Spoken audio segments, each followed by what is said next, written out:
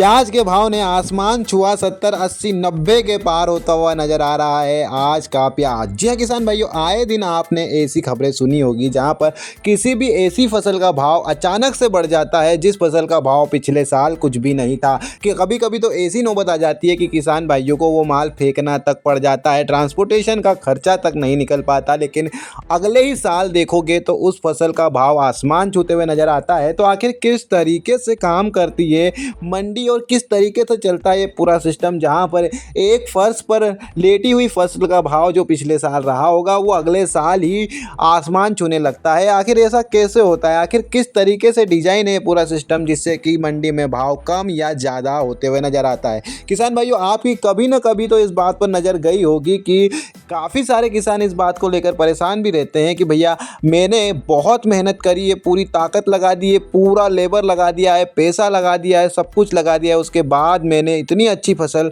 उगाई है जिसका कि कोई हिसाब नहीं है, बहुत अच्छा माल रखा हुआ है, लेकिन मंडी ले जाने की इच्छा नहीं हो रही है। आखिर किस लिए?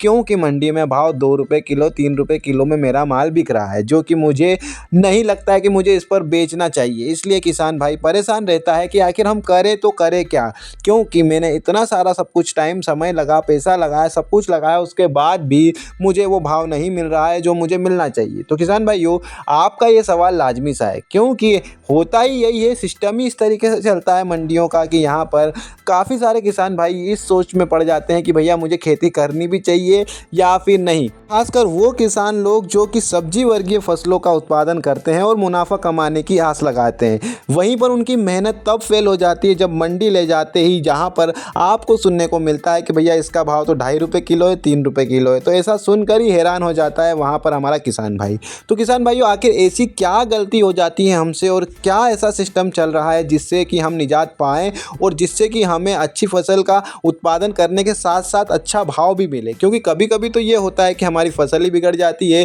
प्रकृति ही हमारा साथ नहीं देती है, कभी बारिश हो जाती है तो कभी धूप ज़्यादा हो जाती है जिससे कि हमारी फसल ख़राब हो जाती है। उस पर कंट्रोल नहीं है कि हम उस पर कंट्रोल कर सकें, लेकिन एक चीज़ पर हमारा कंट्रोल है कि भैया हम मंडी से भाव ज़्यादा से ज़्यादा किस समय पर जल्दी से जल्दी कटाई करके ले सकते हैं, क्योंकि जितनी जल्दी आपका माल आएगा उतना ही ज़्यादा आपको भाव मिलेगा। लेकिन वो चीज़ समझने से पहले हम बात इस बात पर करते हैं कि आखिर मंडी में भाव कम और ज़्यादा होता कैसे है।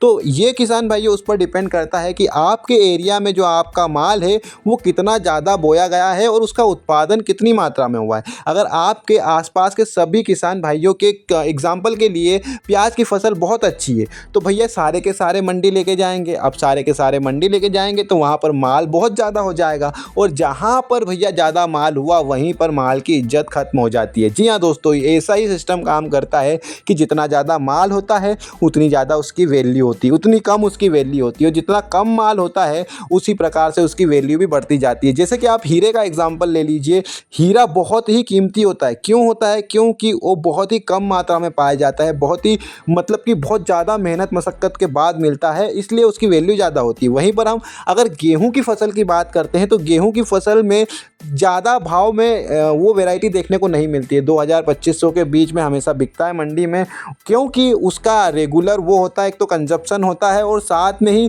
उसकी खेती जो हो वो एवरेज मात्रा में हमेशा होती आ रही है इसीलिए। और होता क्या है कभी कभी कि भैया खेती का ऐसा है कि किसी साल किसान को अच्छा पक गया तो भैया वहाँ पर सारे एरिया में बहुत सारे एरिया वाइज चलता है कि भैया इस साल ज़्यादा तूफान वगैरह नहीं आए, बारिश वगैरह नहीं हुई, तो वहाँ पर उसका उत्पादन ज़्यादा हो जाता है। हम एग्जाम्पल के लिए प्याज ही समझते हैं एग्जाम्पल, तो भैया यहाँ पर उसका उत्पादन ज़्यादा हो गया तो भैया उसको फिर खरीदने वाला भी तो मिलना चाहिए, इतना ज़्यादा माल जाएगा कहाँ पे, और माल ज़्यादा हुआ तो वैल्यू कम हो गई, ऑब्वियस सी बात है यहाँ पर किसान भाइयों। तो इतना सोचने की ज़रूरत नहीं है, आपको अपने माल की क्वालिटी पर वो रखना चाहिए। और साथ ही इस बात का ध्यान रखो कि जितने लोग आसपास के किसान भाई हैं उनसे अपने खेत में बुआई पहले कर दो। 2-4 दिन, 10 दिन, 15 दिन पहले अगर बुआई करोगे तो उतनी ही जल्दी आपकी कटाई होगी, और जितनी जल्दी आप माल मार्केट में लेके जाओगे उतनी ज़्यादा आपको वैल्यू उस माल पर मिलेगी। तो किसान भाइयों इसी तरीके से चलता है ये सिस्टम।